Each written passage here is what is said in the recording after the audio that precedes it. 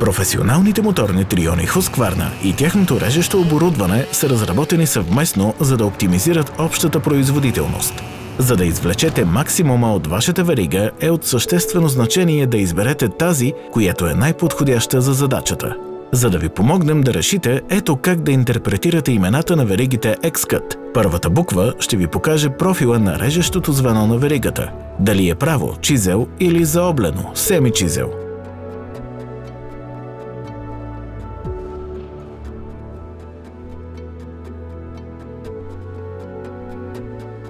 Ако няма втора буква, това е стандартна верига.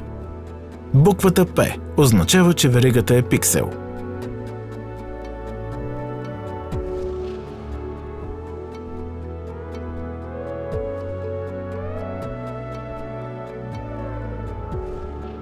Първата цифра след буквите показва размера на стъпката. Колкото по-голям е номерът, толкова по-голяма е веригата, с изключение на мини-веригите. Мини-веригите имат нископрофилни режещи звена, по-малки водещи звена и са подходящи за по-малки моторни триони.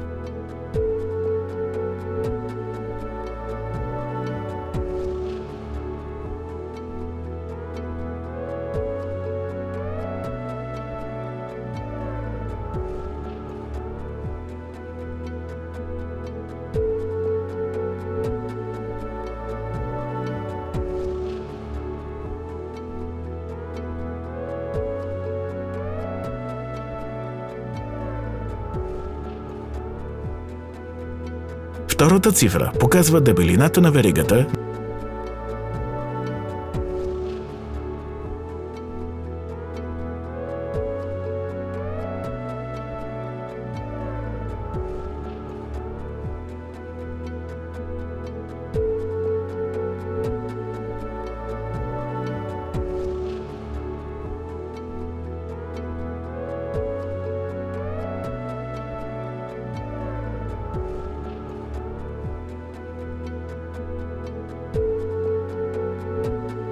G за защитено водещо звено.